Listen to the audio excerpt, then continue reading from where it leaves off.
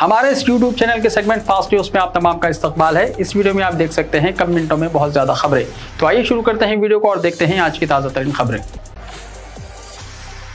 बड़ा पहाड़ दरगाह शरीफ जाने वाले जायरीन की गाड़ी को हादसा, 15 जख्मी, 2 की हालत तशवीशनाक। निजामाबाद के रूरल मंडल कोत्तापेट के हुदूद में पेश आए सड़क हादसे में DCM गाड़ी उलट गई, जिसकी वजह से बड़ा पहाड़ दरगाह शरीफ जाने वाले 15 जायरीन शदीद जख्मी हो गए, जिनमें 2 की हालत नाजुक बताई गई है। इन्हें सरकारी दवाखाना निजामाबाद मुंतकिल किया गया। निजामाबाद जिले के कुबरपल्ली से ताल्लुक रखने वाले तकरीबन 36 अफराद इस DCM गाड़ी में सवार थे। इस अलमनाक हादसे की मिली इत्तला पर निजामाबाद कांग्रेस पार्टी पार्लिमानी उम्मीदवार T जीवन रेड्डी, उर्दू अकेडमी चेयरमैन ताहिर बिन हमदान, सिटी सदर कांग्रेस निजामाबाद केशु विष्णु ने सरकारी दवाखाना पहुंचकर जख्मियों की मिजाज पुरसी की और हॉस्पिटल सुपरिटेंडेंट डॉक्टर प्रतिमा राज से बातचीत करते हुए जख्मियों से मुताल्लिक जानकारी हासिल की और बेहतर से बेहतर इलाज करने की हिदायत दी। इसके अलावा BRS पार्टी पार्लिमानी उम्मीदवार साबिका MLA बाजी रेड्डी गोवर्धन ने भी सड़क हादसे में जख्मियों से मुताल्लिक सरकारी दवाखाना, हॉस्पिटल सुपरिटेंडेंट और जख्मियों से मुलाकात करते हुए तफसीलात हासिल की।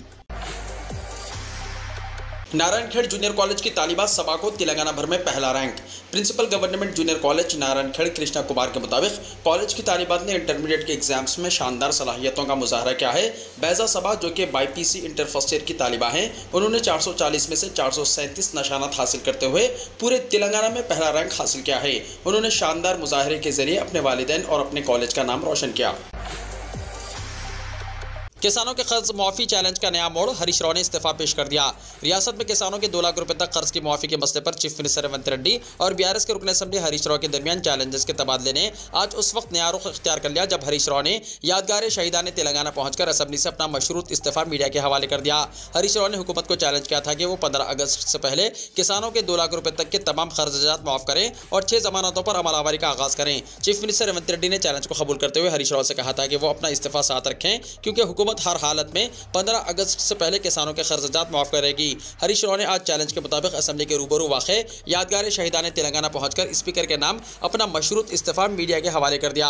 स्पीकर असेंबली के नाम मकतूब में हरीश राव ने लिखा कि अगर 15 अगस्त तक हुकूमत किसानों के खर्चात और 6 जमानतों पर अमल करती है तो असेंबली से इनका इस्तीफा कबूल कर लिया जाए। हरीश राव ने मकतूब में हुकूमत की 140 दिन की कारकर्दगी में 8 अहम वादों पर अमलावरी में नाकामी की शिकायत की, जिनमें खवातीन के लिए 2500 रुपये की इमदाद, हौलदार किसानों को सालाना 15,000 रुपये, ज़राई मजदूरों को सालाना 12,000 रुपये, ज़राई पैदावार पर 500 रुपये बोनस, इंदिरा हाउसिंग के तहत 5 लाख की इमदाद, तेलंगाना जहदकारों के लिए अराजी इम्काना, तलबा के लिए 5 लाख रुपये तक का विद्या भरोसा कार्ड, हर रेन्यू मंडल में इंटरनेशनल स्कूल और आसरा पेंशन की इमदाद को 2,000 रुपये से बढ़ाकर 4,000 रुपये करना शामिल है।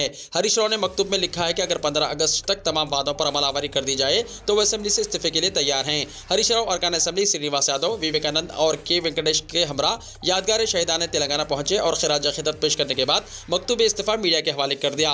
उन्होंने कहा कि चीफ मिनिस्टर को भी इस्तीफा पेश करने का चैलेंज किया गया था, लेकिन वो नहीं पहुंचे। उन्होंने चीफ मिनिस्टर से कहा कि वो अपना मकतूब इस्तीफा स्टाफ के जरिए रवाना कर दें ताकि 15 अगस्त तक वादों की अदम तकमील की सूरत में इसे कबूल कर लिया जाए। उन्होंने कहा कि चीफ मिनिस्टर को वादों की तकमील में अपनी संजीदगी साबित करने का मौका है।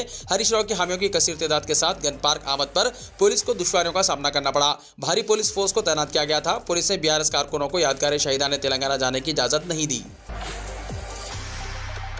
इस्तीफा हरीश राव का drama, chief minister Revanth Reddy का तबसरा।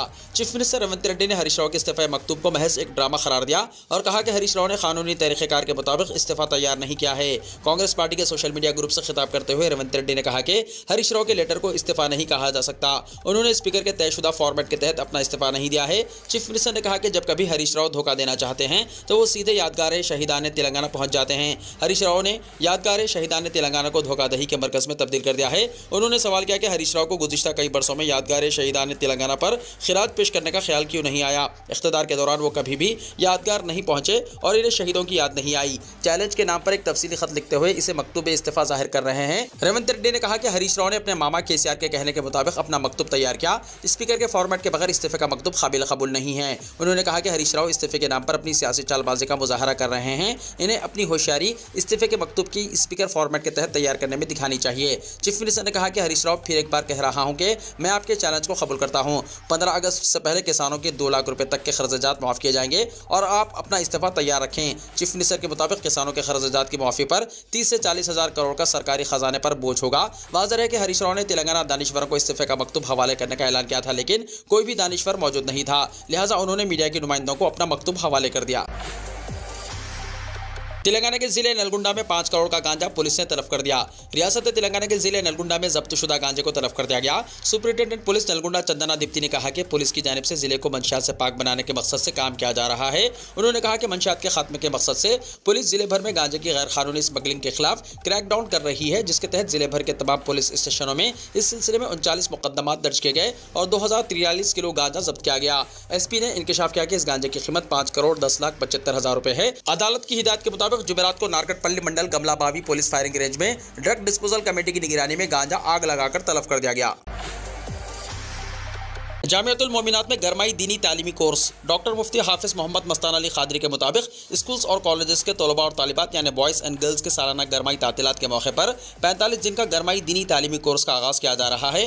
काबिल और जय्यद मुअल्लिमात दर्स और तदरीस के फ़राइज़ अंजाम देंगे। इस गरमाई दीनी तालीमी कोर्स में तलबा और तालिबात को कुरान मजीद तजवीद के साथ उर्दू, हिफ्ज़, सूरजात, दुआएँ, अहादीस, क़िरात और नात शरीफ की अमली तरबियत, फ़िक़ा के अहम मसाइल, सीरत रसूल सल्लल्लाहु अलैहि वसल्लम, नमाज, वज़ू और दीगर अहम उमूर सिखाए जाएंगे। औलिया तलबा और तालिबात से ख्वाहिश की जाती है कि इस कोर्स से इस्तेफ़ादा करें। मज़ीद मालूमात के लिए फ़ोन नंबर 9346936596 पर कॉन्टैक्ट करें।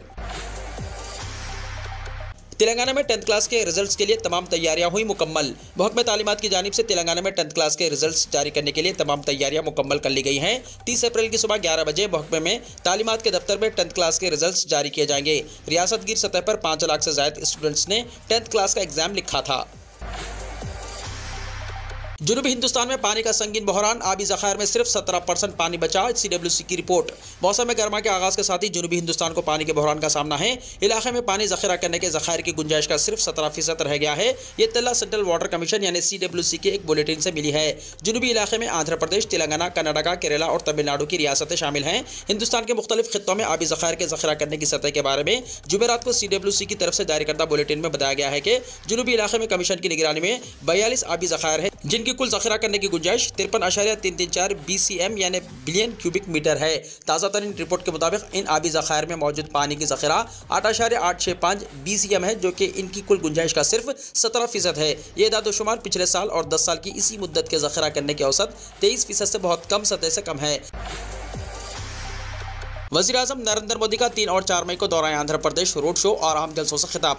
वज़ीर-ए-आज़म नरेंद्र मोदी 3 और 4 मई को आंध्र प्रदेश का दौरा करके पार्टी की इंतखाबी मुहिम में हिस्सा लेंगे। वज़ीर-ए-आज़म 3 मई को विजयवाड़ा पेलूरू का दौरा करेंगे। दोपहर 2:45 पर पेलूरू और शाम 6:30 बजे विजयवाड़ा में रोड शो करेंगे। 4 मई को मोदी राजमुंद्री और अनाकापल्ली का दौरा करेंगे। दोपहर 3:40 पर राजमुंद्री और शाम 6 बजे अनाकापल्ली में रोड शो से खिताब करेंगे। बीजेपी, तेलुगु देशम और जनसेना से वज़ीर-ए-आज़म के दौरे को कामयाब बनाने के लिए तैयारियां शुरू हो चुकी हैं। आंध्र प्रदेश में तीनों पार्टियां मुत्तहदा तौर पर मुकाबला कर रही हैं। बीजेपी के कौमी कायदीन ने आंध्र प्रदेश में इंतखाबी मुहिम चलाई, लेकिन वज़ीर-ए-आज़म नरेंद्र मोदी का पहला इंतखाबी दौरा है। चंद्रबाबू नायडू और पवन कल्याण इंतखाबी मुहिम में सरगर्म हैं। मस्जिद में घुसकर इमाम साहब का कत्ल, अजमेर में वहशियाना वारदात। रियासत राजस्थान के अजमेर में पेश आए वहशियाना वाक़े में मस्जिद के इमाम साहब का कत्ल कर दिया गया। यह मौसूला इत्तलात के मुताबिक हफ्ते की सुबह रामगंज पुलिस स्टेशन के हुदूद में वाक़े एक मस्जिद में घुसकर इमाम साहब की जान ले ली गई। ज़राए के मुताबिक सुबह तकरीबन 3 बजे खानपुरा कंचन नगर में वाक़े मोहम्मदी मदीना मस्जिद में 3 नकाबपोश हमलावर दाखिल हुए और उन्होंने वहाँ के इमाम मौलाना मोहम्मद माहिर का लाठियों से हमला करके कत्ल कर दिया। उत्तर प्रदेश के रामपुर से ताल्लुक़ रखने वाले 52 साला इमाम साहब गुज़िश्ता 7 साल से इस मस्जिद में दर्स और तदरीस के फ़राइज़ अंजाम दे रहे थे। वो मस्जिद के ही कमरे में रहा करते थे। गुज़िश्ता साल माह अक्टूबर में मस्जिद के इमाम साहब के इंतकाल के बाद मौलाना मोहम्मद माहिर इमामत के फ़राइज़ भी अंजाम दे रहे थे। कत्ल की वजूहात का फौरी तौर पर पता नहीं चल सका। इस वाक़े के बाद इलाके के अवाम में बरहमी की लहर पाई जाती है। पुलिस ने इस मामले में केस दर्ज कर लिया है और छानबीन कर रही है। मई के महीने में बैंक 14 दिन बंद रहेंगे। यह है छुट्टियों की मुकम्मल फहरिस्त। मई का महीना तातीलात से शुरू होगा। 14 दिन की छुट्टियों की वजह से इस महीने बैंकों में कोई काम नहीं होगा। मुख्तलिफ वजूहात की बिना पर मुल्क में मुख्तलिफ मुकामात पर बैंक मजमूई तौर पर 8 दिन बंद रहेंगे। इसके अलावा मई में 4 इतवार और 2 शनिचर को बैंक बंद रहेंगे। ताहम इस मुद्दत के दौरान बैंकों की ऑनलाइन और ATM खिदमात फ़ाल रहेंगी। रिजर्व बैंक ऑफ इंडिया के जारी करदा छुट्टियों के कैलेंडर के मुताबिक मई में टोटल 14 दिन छुट्टियों की वजह से बैंकों में कोई काम नहीं होगा। इसमें 4 इतवार और 2 दिन हफ्ते की हफ्तावार छुट्टी शामिल है। इसके अलावा इलाक़ाई त्योहारों, लोकसभा इंतखाबात और कौमी त्योहारों की वजह से बैंक दिगर 6 दिनों के लिए बंद रहेंगे। तहम डिजिटल बैंकिंग के दौर में आप बैंक की छुट्टियों के बावजूद ऑनलाइन बैंकिंग और ATM के जरिए रकम का लेन देन कर सकते हैं। मई में बैंक तातीलात की फहरिस्त कुछ इस तरह है। 1 मई को महाराष्ट्र डे के मौके पर पूरे महाराष्ट्र के बैंकों में छुट्टी होगी। इतवार की हफ्तावार तातील की वजह से 5 मई को बैंकों में कोई काम नहीं होगा। लोकसभा के तीसरे मरहले की वोटिंग की वजह से 7 मई को मुख्तलिफ रियासतों में बैंक बंद रहेंगे। रविंद्रनाथ टैगोर के यौम पैदाइश के मौके पर 8 मई को बैंकों में छुट्टी होगी। अक्षय तृतीया के मौके पर 10 मई को बैंक बंद रहेंगे। हफ्ते की छुट्टी की वजह से 11 मई को बैंक बंद रहेंगे। हफ्तेवार तातील की वजह से दूसरे इतवार को यानी 12 मई को भी बैंक बंद रहेंगे। 13 मई को लोकसभा के चौथे मरहले की वोटिंग के मौके पर मुख्तलिफ रियासतों में बैंक बंद रहेंगे। सिक्किम स्टेट डे के मौके पर 16 मई को यहाँ के तमाम बैंक बंद रहेंगे। 19 मई को हफ्ते के तीसरे इतवार को बैंकों में छुट्टी होगी। 20 मई को लोकसभा इंतखाबात के 5वें मरहले के मौके पर मुख्तलिफ रियासतों में बैंक बंद रहेंगे। 23 मई को बुद्ध पूर्णिमा के मौके पर बैंकों में छुट्टी होगी। चौथे हफ्ते की तातील की वजह से 25 मई को बैंकों में छुट्टी होगी। हफ्तेवार तातील की वजह से 26 मई चौथे इतवार को बैंक बंद रहेंगे। काबिल जिक्र है कि डिजिटल बैंकिंग के दौर में बैंक छुट्टियों पर बैंक बंद रहने के बावजूद ऑनलाइन खिदमत जारी रहेंगी। इसके अलावा बैंकों के ATM की खिदमत जो की तो रहेंगी। आप छुट्टियों में भी ये सहूलियत हासिल कर सकते हैं। रांची में बर्ड फ्लू से मुतासिर 2 डॉक्टरों समेत 6 अफराद को क्वारंटाइन में रखा गया। झारखंड के दारुल हुकूमत रांची के होटवार इलाके में फैल गया है। इंतजामिया ने इससे निपटने के लिए मुकम्मल तैयारियां कर ली हैं। मुतासरा इलाका इलाकाई पोल्ट्री फार्म है। एहतियात के तौर पर वहां 2 डॉक्टरों समेत 6 अफराद को क्वारंटाइन में रखा गया है। पोल्ट्री फार्म के तरफ के इलाके को कंटेनमेंट जोन करार दिया गया है। इस सिलसिले में इलाके के डॉक्टर गणेश ने बताया कि ममनुआ जोन के किलोमीटर के दायरे में मुर्गियों, बतखों और अंडों को जब्त करके तलब करने का काम किया जा रहा है। लोगों को भी अलर्ट कर दिया गया है। उन्होंने बताया कि बर्ड फ्लू की तस्दीक के बाद दिल्ली से माहिरीन की एक टीम रांची आई थी। टीम ने बर्ड फ्लू के नमूने इकट्ठे कर लिए हैं जिनका टेस्ट किया जाएगा।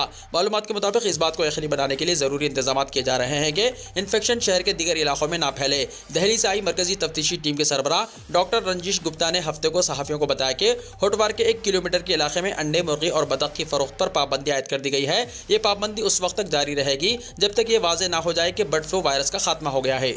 डॉक्टर रजनीश गुप्ता ने लोगों पर जोर दिया कि बर्ड फ्लू की वजह से ज्यादा परेशान होने की जरूरत नहीं है, बस मोहतात रहने की जरूरत है। जिन लोगों के घरों के इर्द गिर्द मुर्गियां हैं, इन्हें होशियार रहने की जरूरत है। अगर इनमें तेज बुखार, गले में खराश, नज़ला, जिस्म में दर्द, भूख ना लगना जैसी अलामत हों तो इन्हें फौरी तौर पर डॉक्टर से रुजू करना चाहिए। फिर जख्मी हुई मगरबी बंगाल की वज़ीर आला ममता बनर्जी। हेलीकॉप्टर में चढ़ते वक्त पैर फिसलने से लगी चोट। लोकसभा इंतखाब का दूसरा मरहला 26 अप्रैल को अख्ताम पजीर हो गया और इसके अगले ही दिन यानी आज मगरबी बंगाल की वज़ीर आला ममता बनर्जी जख्मी हो गई हैं। वो अगले मराहिल के लिए इंतखाबी तशरीर की तैयारी कर रही थी और दुर्गापुर में हेलीकॉप्टर में दाखिल हो रही थी जब इनका पैर फिसल गया। इस वजह से वो हेलीकॉप्टर के दरवाजे पर ही गिर गई। हालांकि उन्होंने अपना सफर मनसूख नहीं किया और आसनसोल के लिए रवाना हो गई। कहा जा रहा है कि चोट ज्यादा संगीन नहीं है। सोशल मीडिया प्लेटफॉर्म पर इस हादसे की एक वीडियो सामने आई है जिसमें देखा जा सकता है कि हेलीकॉप्टर में चढ़ते वो जब सीढ़ियों से ऊपर पहुंची और हेलीकॉप्टर में दाखिल हुई तो उसी वक्त उनका पैर फिसल गया और वो गिर गईं। इन्हें गिरता देखकर वहां मौजूद सिक्योरिटी एहलकार ने इन्हें उठाया। हेलीकॉप्टर में गिरने के सबब ममता बनर्जी को मामूली चोटें आई हैं। काबिल जिक्र है कि ये पहली बार नहीं है जब ममता बनर्जी इस तरह जख्मी हुई हैं। वो पहले भी कई बार जख्मी हो चुकी हैं और कुछ मौके पर तो इन्हें गहरी चोट का सामना करना पड़ा। आम आदमी पार्टी के MLA अमानतुल्लाह खान को मिली बड़ी राहत। दिल्ली राउस एवेन्यू कोर्ट ने इन्फोर्समेंट डायरेक्टरेट यानी ED की शिकायत पर इनके खिलाफ दर्ज मुकदमे में अमानतुल्लाह खान को जमानत दे दी। अदालत ने इन्हें 15,000 रुपये के जाती मचलके और इतनी ही रकम पर जमानत दी है। जमानत मिलने के बाद MLA Amanatullah Khan party office पहुंचे। वो Delhi Waqf board money laundering case में मुलजिम हैं। उनकी पेशी आज राउस एवेन्यू कोर्ट में थी। ED ने हाल ही में उनके खिलाफ एजेंसी के सामने पेश न होने और दिल्ली वक्फ बोर्ड में इनकी तकर्रुरी में मुबैना बेज़ाब्तियों और इनकी जायदादों को लीज पर देने के मामले में तहकीकात में शामिल न होने की शिकायत दर्ज की थी। हाल ही में ED ने अमानतुल्लाह खान से पूछगछ की थी। आप MLA 18 अप्रैल को सुबह 11 बजे ED के दफ्तर पहुंचे जहां इनसे दिल्ली वक्फ बोर्ड से मुताल्लिक मनी लॉन्ड्रिंग केस में पूछगछ की गई। इस वक्त ये खबर भी आई थी कि ED ने इन्हें गिरफ्तार कर लिया है। तहम पूछगछ के बाद इन्हें छोड़ दिया गया। अमानतुल्लाह खान पर दिल्ली वक्फ बोर्ड के चेयरमैन के तौर पर काम करते हुए कवायद की खिलाफ वर्जी करते हुए 32 लोगों को भर्ती करने का इल्जाम है। इल्जाम यह था कि दिल्ली वक्फ बोर्ड के चेयरमैन की हैसियत से आम आदमी पार्टी के MLA ने बदउनवानी और जानिबदारी की है। इसके अलावा दिल्ली वक्फ बोर्ड की कई जायदादें गैर कानूनी तौर पर किराए पर दी गई थी। इन पर दिल्ली हुकूमत से मिलने वाली इमदाद समेत बोर्ड के फंड्स का गलत इस्तेमाल करने का भी इल्जाम था। इसराइली हुक्काम को गिरफ्तार करने की धमकी शर्मनाक, नेतन्याहू ने कहा। इसराइल के रहनुमाओं के खिलाफ बैनुल-अक़वामी गिरफ्तारी वारंट जारी किए जाने के इसराइली खदशात के तनाजुर में इसराइली वज़ीर-ए-आज़म नेतन्याहू ने कहा है कि इसराइली फौजियों और अहलकारों को गिरफ्तार करने की धमकी शर्मनाक है और हम इसके आगे सर तस्लीम खम नहीं करेंगे। नेतन्याहू ने प्लेटफॉर्म X पर मज़ीद कहा, मेरी क़यादत में इसराइल कभी भी बैनुल-अक़वामी फौजदारी अदालत की तरफ से अपने दिफा के मोरूसी हक़ को मजरूह करने की किसी भी कोशिश को कबूल नहीं करेगा।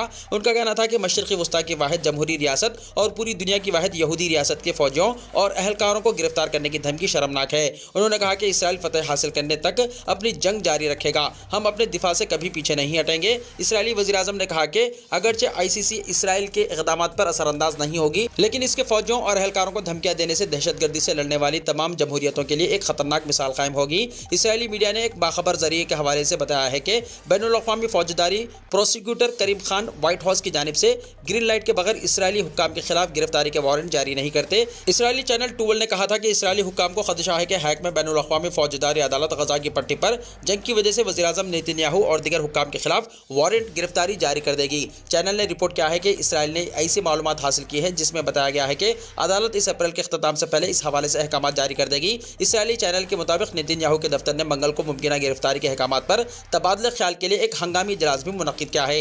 यह भी इंकशाफ हुआ है कि नेतन्याहू ने बरतानवी वज़ीर ख़ारजा डेविड कैमरून और उनकी जर्मन हम मनसब एनेलिना बेरबाक से उनके दौरा इसराइल के दौरान फौजदारी अदालत की जानिब से वारंट गिरफ्तारी जारी करने से रोकने के लिए मदाखिलत करने को कहा था। वीडियो को लाइक शेयर कीजिए और हमारे इस YouTube चैनल को सब्सक्राइब करते हुए इसके बेल आइकॉन को भी प्रेस कर लीजिए ताकि हर आने वाली वीडियो का नोटिफिकेशन सबसे पहले आपको मिलता रहे।